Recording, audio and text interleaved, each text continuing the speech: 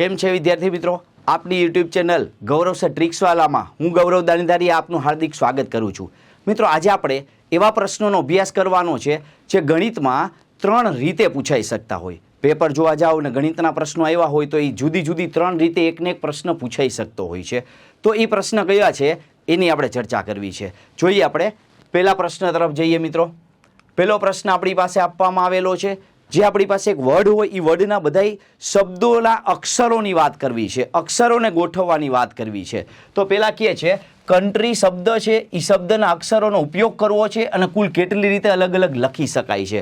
તો પહેલી રીત એવી છે કે કન્ટ્રી શબ્દમાં જેટલા લેટર આવે છે એમાંથી કોઈ લેટર છે ને રિપીટ નહીં થતો હોય.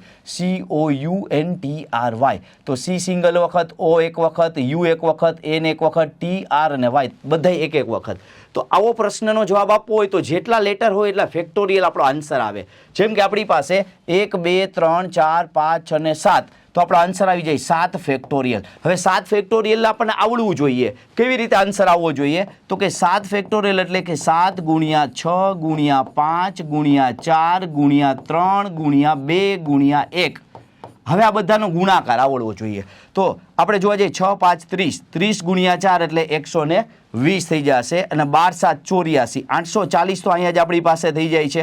પછી 3 ગુણ્યા 2 એટલે 6 થઈ જશે. તો 8, 6, 48 ને 4, 6, 24, 4800 અને 240 એડ કરીએ એટલે આપણા માટે કેટલા થઈ જશે? 5040. એટલે આપણો આન્સર કયો થઈ જશે? ઓપ્શન એ આન્સર થશે. તો પહેલો આન્સર આપણો આવો હતો કાંઈક, કે જેમાં આપણી પાસે શબ્દ છે એ શબ્દમાં બધાય લેટર છે ને એ એમનેમ આપ્યા હોય, કોઈ રિપીટ નથી હોય. આ પહેલી રીત છે. જો પરીક્ષામાં પૂછાય તો આ પહેલી રીતે પ્રશ્ન પૂછાશે. હવે બીજી રીત તરફ જઈએ કે બીજી રીતે આ પ્રશ્ન આવે એટલે કે એમાં શબ્દ બદલાવી નાખીએ આપણે, તો એ કેવી રીતે પ્રશ્ન પૂછાય છે એનો જવાબ તમારે કઈ રીતે આપવાનો થશે એના ઉપર આપણે જોઈએ. ચાલો, બીજો આપણી પાસે પ્રશ્ન આપ્યો છે, એમાં શબ્દની વાત કરવી છે આપણે. તો બીજા પ્રશ્નમાં એવું કહે છે પેરોટ શબ્દના અક્ષરોનો ઉપયોગ કરવો છે અને કુલ અલગ અલગ કેટલી રીતે લખી શકાય.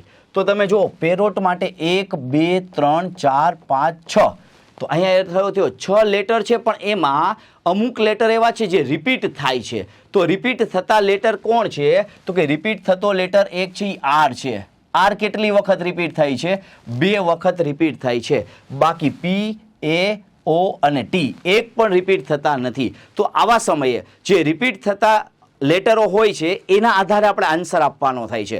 પહેલાં શું કરવાનું આમાં? તો કે કુલ લેટરો લઈ લેવાના. કુલ લેટર કેટલા છે? તો કે 1, 2, 3, 4, 5 ને 6. એ કુલ લેટરના ફેક્ટોરિયલ આવે આપણા માટે 6 ફેક્ટોરિયલ. જેટલા રિપીટ થતા હોય એને છેદમાં લખીને ભાગાકાર કરવાનો. કેટલા લેટર રિપીટ થાય છે? 2 લેટર રિપીટ થાય છે. એ 2 લેટરને આપણે લઈએ તો અહીંયા શું આવશે? 2 ફેક્ટોરિયલ. જોજો બધા, 2 ફેક્ટોરિયલ આપણે છેદમાં મૂકવા પડશે, ભાગાકાર કરવા પડશે. આમ કરવાથી આપણે આનો આન્સર મળી શકે છે. તો હવે આનો આન્સર લઈ આવવા માટે શું કરશું? તો કે 6 × 5 × 4 × 3 × 2 ફેક્ટોરિયલ લખી લઉં, જેથી કરીને છેદમાં 2 ફેક્ટોરિયલ છે એ બે કેન્સલ કરી શકાય. તો હવે આપણી પાસે શું વધે? 5 ગુણ્યા 4 એટલે આપણા માટે 20, 20 ગુણ્યા 6 120 અને 120 ગુણ્યા 3 એટલે 12, 3, 36 એટલે 360. એટલે આપણો આન્સર કયો થઈ જાય? 360. આ રીતે ગોઠવી શકાય છે. એટલે આપણે કહ્યું કે આ રીતે ઉપયોગ કરીને કુલ કેટલી અલગ અલગ રીતે લખી શકાય? 360 રીતે આપણે લખી શકાય છે. એટલે આપણો આન્સર ઓપ્શન સી થઈ જશે. તો આ બીજી પદ્ધતિ હતી, બીજી રીત હતી કે જેમાં કોઈ લેટર આપણો રિપીટ થયેલો હોય, એક જ લેટર રિપીટ થયો હોય એવી આપણી પાસે રીત હતી. આની પહેલાં એક પણ લેટર રિપીટ ન થયો હોય એવી રીત હતી. હવે થર્ડ આપણા માટે ત્રીજી રીત એવી છે કે આપણી પાસે એક કરતાં વધુ લેટર રિપીટ થતા હોય. તો આપણે આન્સર આપવાનો છે. જોજો મિત્રો, ત્યાર પછીનો પ્રશ્ન આપણી પાસે આપવામાં આવેલો છે. શું કહે છે? જોજો, સક્સેસ શબ્દ આપવામાં આવેલો છે. એ સક્સેસ શબ્દના અક્ષરનો ઉપયોગ કરીને કુલ કેટલી રીતે અલગ અલગ લખી શકાય જોવાનું છે. તો પહેલાં જો સક્સેસમાં કુલ કેટલા છે? તો કે 1, 2, 3, 4, 5, 6, 7. કયા લેટર રિપીટ થાય છે? તો સી 2 વખત રિપીટ થાય છે, એસ 3 વખત રિપીટ થાય છે. એસ કેટલી વખત? 3 વખત રિપીટ થાય છે. એટલે એનો અર્થ એવો 2 લેટર રિપીટ થાય છે. જે રિપીટ થતું હોય, જેટલી વખત રિપીટ થતું હોય એના વડે આપણે ભાગાકાર કરવો પડે. તો હવે આપણા માટે ટોટલ 2 ને 2 4 ને 3 7. એટલે આપણે શું લખશું? 7 ફેક્ટોરિયલ લખશું. અને ડિવાઈડ આપણા માટે સી 2 વખત છે એટલે 2 ફેક્ટોરિયલ. હવે ગુણ્યા કરવાનું એસ 3 વખત છે તો કે 3 ફેક્ટોરિયલ આવે. જો આ જ શીખવાની વાત છે, સમજતા રહેજો એટલે આપણને પ્રશ્નનો જવાબ આવડતો રહેશે કે આવો પ્રશ્ન આવે તો જે રિપીટ થતું હોય છેદમાં આવે અને એ ગુણાકાર મુકાતું જાય અને જેટલા લેટર હોય એટલા ફેક્ટોરિયલ આપણે લાગવું પડે. તો હવે આપણે શું કરવાનું છે તો કે 7 ફેક્ટોરિયલ છે. તો હવે આમ જોવા જઈએ તો અમુક વસ્તુ તો આપણે કેન્સલ કરી શકીએ ત્યાં સુધી જવું છે આપણે. જો 7 ફેક્ટોરિયલ તો 7 ગુણ્યા 6 ગુણ્યા 5 ગુણ્યા 4 ગુણ્યા 3 ફેક્ટોરિયલ ઊભો રહી જાવ, કારણ કે 3 ફેક્ટોરિયલ છે જ આપણી પાસે. તો એ 3 ફેક્ટોરિયલ હશે એ કેન્સલ કરી શકીએ છીએ, પણ 2 ફેક્ટોરિયલનો આન્સર આવે 2 ગુણ્યા 1 એટલે અમે 2 ફેક્ટોરિયલનો આન્સર આપ્યો. 3 ફેક્ટોરિયલ છે એ હું કેન્સલ કરી શકું તો કેન્સલ થશે. પછી 2નો કેન્સલ કરીએ 4 સાથે એટલે 2 વધશે આપણે. તો હવે આપણા માટે જોવા જઈએ 6 5 30 30 ગુણ્યા 7 એટલે 210 210 ગુણ્યા 2 કરવામાં આવે એટલે 420 આપણો આન્સર આવે. એટલે આપણો આન્સર કયો થઈ જશે? ઓપ્શન એ આપણો આન્સર થઈ જશે. તો મિત્રો આવી રીતે તમે પ્રશ્નને સોલ્વ કરી શકો. આ ત્રીજી રીત છે. તો પરીક્ષામાં આ 3 રીતે પ્રશ્ન પૂછાતા હોય છે.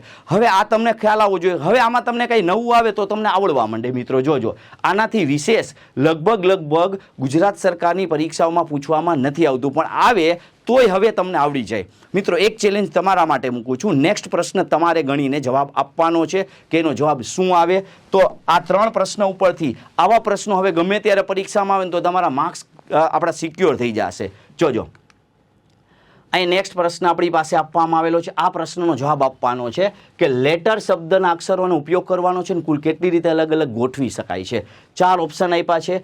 જે તમારો આન્સર હોય એ કોમેન્ટમાં આન્સર આપજો મિત્રો. તો આ બધા પ્રશ્નો આપણે શોર્ટ ટ્રીકથી ગણ્યા, કન્સેપ્ટથી ગણ્યા, જે પરીક્ષામાં વારે પૂછાતા હોય છે મિત્રો. તો આવા જ પ્રશ્નો ગણવા માટે મિત્રો નવા વિડીયો જોતા રહેજો. નવા વિડીયો માટે અમારી ચેનલને સબસ્ક્રાઈબ કરજો, જેથી કરી તમને આવા નવા વિડીયો કન્સેપ્ટવાળા મળે જે પરીક્ષામાં તમને ખૂબ ઉપયોગી થાય. તો મિત્રો આ જ રીતે નેક્સ્ટ લેક્ચરમાં મળશું. બધા લોકો વ્યવસ્થિત રીતે તૈયારી કરતા રહેજો. જય હિન્દ, જય ભારત.